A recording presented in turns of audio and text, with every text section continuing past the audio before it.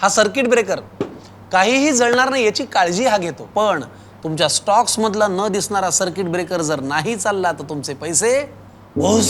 त्यापेक्षा त्यांना समतासोबत वाढवा ना.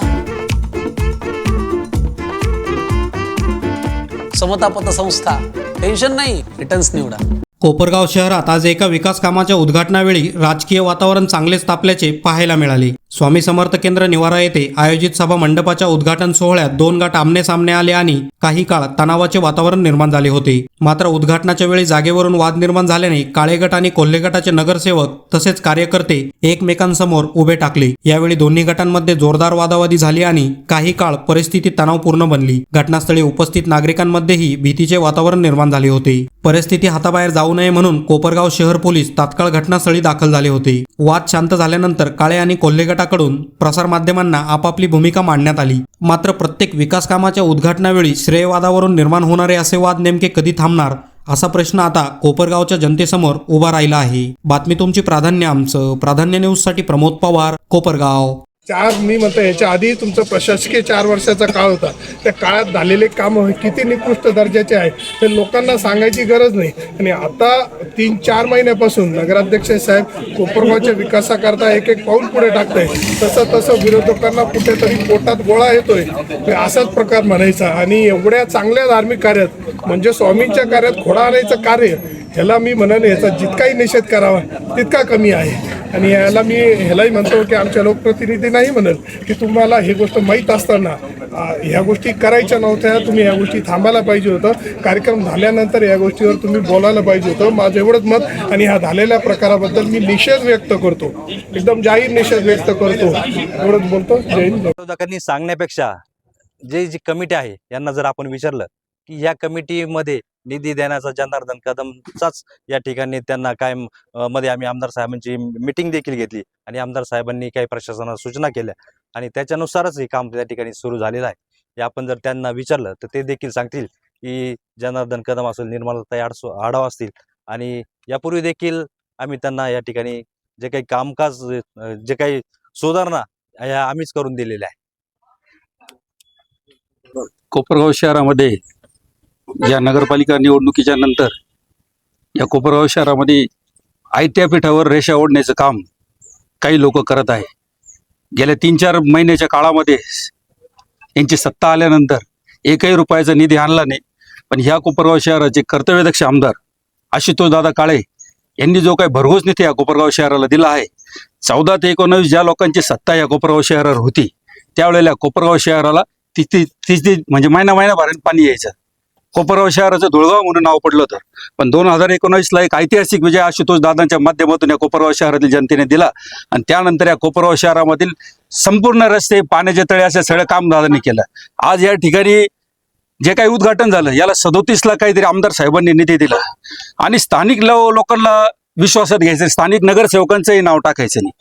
आणि मंदिरामध्ये बाळासाहेब आढावांची ती जागा आहे, ते स्पष्टीकरण देतील त्या विषयाचं. पण स्वतः सांगायचं काही नेत्यांनी का मंदिर इथं वाद नका घालू आणि गुंड प्रवृत्तीचे माणसं मध्ये आणायचे, धक्काबुक्की करायचे, या गोष्टीचा प्रथमतः मी निषेध करतो. कारण ही जी काही गुंडागर्दी या कोपरगाव शहरात चालू आहे, गुंड लोकांना बरोबर घेऊन, हे आम्ही अजिबात सहन करणार नाही. आणि दुसरी गोष्ट म्हणजे ही पब्लिक आहे, हे सब जानती है. 1 रुपयाचा निधी तुम्ही कोपरगाव शहरामध्ये 14 ते 19 आणला नाही. 19 नंतर कोपरगाव शहराची काय झाली, किती काम झाले हे कोपरगाव शहरातल्या जनतेला माहिती आहे. निसर्गचा 400 मताचा लीड आलेला आहे. पण समोरच्यांना त्याचा इतका मोठा हे झालेला आहे का ते स्थानिक लोक जे विरोधी पार्टीचे जरी नगरसेवक असले त्यांना मानपान दिला पाहिजे. त्यांनी स्थानिक येऊन सांगितलं पाहिजे का या भागातलं काम, या भागातल्या नगरसेवकांचे नाव दिले पाहिजे. पण एक हेतू पुरस्कार एकदम खालच्या प्रतीचं राजकारण या समोरच्या पार्टीत चालू आहे. या गोष्टीचा मी राष्ट्रवादी काँग्रेसतर्फे निषेध करतो. विरोधकांचं असं म्हणणं आहे का बरेच दिवसापासून हे कामं बंद आहे शहरातली आणि ते आता आम्ही चालू करतोय आणि सगळं श्रेय घेण्यासाठी चालू. आता तुम्हालाही पत्रकार म्हणतो, तुम्हालाही माहिती आहे काही कशा पद्धतीचे काम अटकवलेले होते. कॉन्ट्रॅक्टर यांचे काम यांनी थांबवलेले, 90% कॉन्ट्रॅक्टर सगळे यांनी कामं थांबवलेले. आणि ज्या वेळेला आता यांच्या सोयीसुविनी सगळ्या गोष्टी आणायच्या अडचणीत आणि आता काम चालू झालं तर म्हणायचे आम्ही काम करून घेऊन आलो.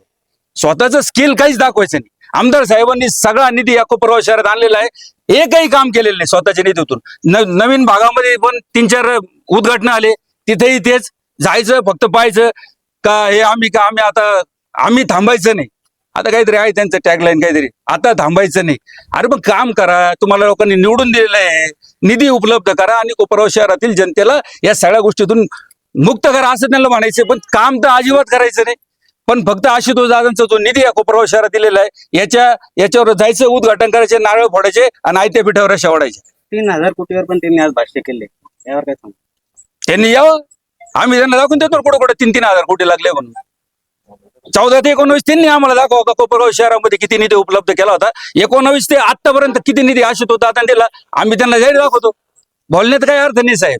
तुम्हालाही, तुम्ही पत्रकार बनतोय, कोपरगाव शहरातले नागरिक आहे, तुम्हालाही सगळं माहिती. कोपरगाव शहराला धूळ, पुढे गाडी गेली का मागं धूळ उडायची. आज कोपरगाव शहरातले सगळे रस्ते आमदार आशुतोष दादांनीच केलेले.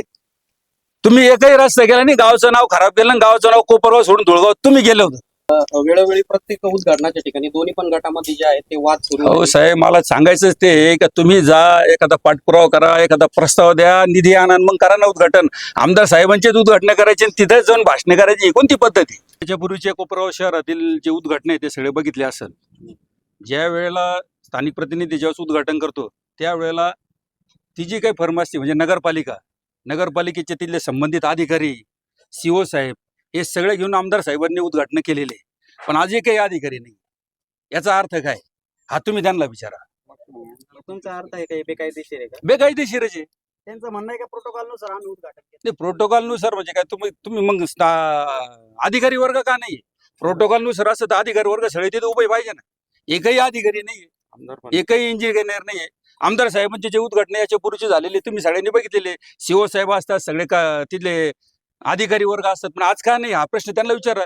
आज या ठिकाणी कोपरगाव नगर परिषदेच्या जिल्हास्तरीय योजनेअंतर्गत सन 2024-25 मध्ये सर्वे नंबर 204 सुभद्रानगर येथे जवळपास 37 लाख रुपये, तसेच एक 10 लाख रुपये असे एकूण 47 लाख रुपयाचा निधी सन 2024-25 मध्ये आपले या तालुक्याचे आमदार माननीय आशुतोष दादा काळे यांनी या ठिकाणी मंजूर केलेला आहे.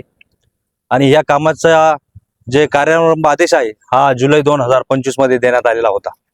परंतु या स्थानिक जे कमिटी आहे स्वामी समर्थ केंद्राची, यांनी या ठिकाणी प्रशासनाकडे मागणी केलेली होती की त्यांच्या त्या एस्टिमेटमध्ये त्यांना दुरुस्ती काही करायच्या होत्या आणि त्या दुरुस्ती करण्यामध्ये थोडासा वेळ गेला आणि नंतर ते प्रक्रिया पूर्ण झाल्यानंतर हा निधी 2024-25 ला प्राप्त झालेला आहे. त्याची वर्क ऑर्डर जुलै 2025 मध्ये वितरित करण्यात आलेली होती.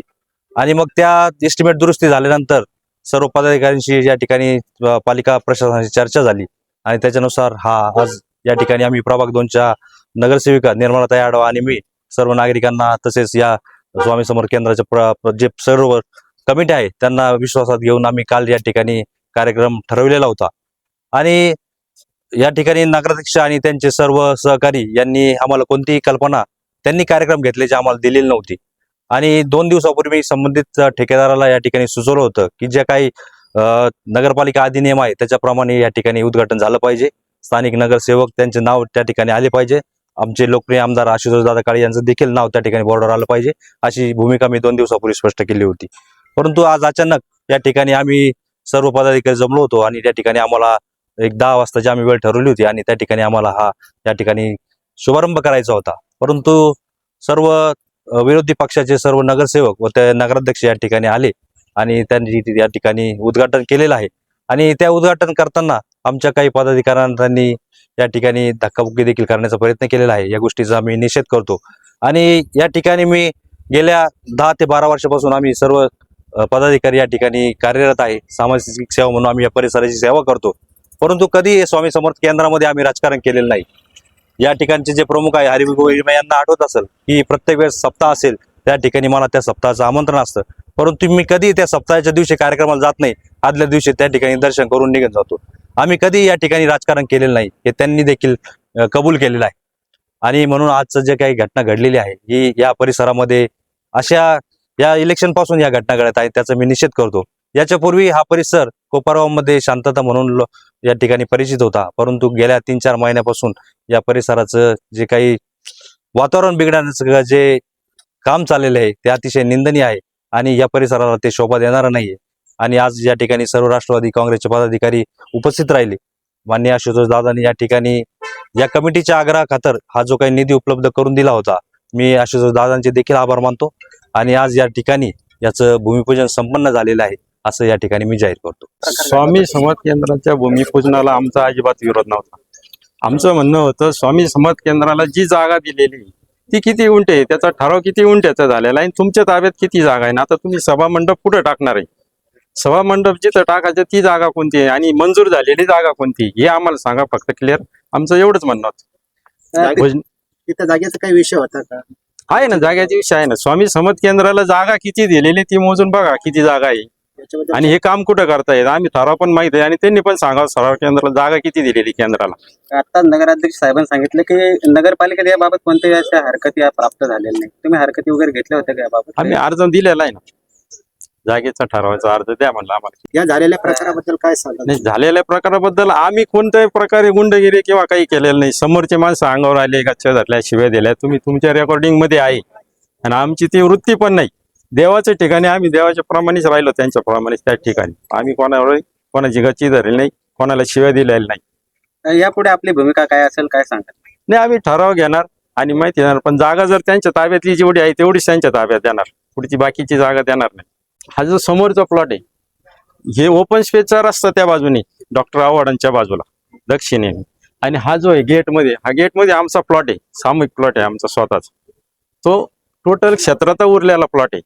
हरिभाऊ गिरमे म्हणते यांचं नाव नाही त्याच्यावर, मग यांचं नाव स्वामी समर्थ ओपन केंद्र आहे का? ओपन केंद्र ते आमचेच नाव आहे ओपन स्पेसवर, यावर आडवांचेच तुम्ही नाव आहे. कायदेशीर मार्ग अवलंबणार का? 100%.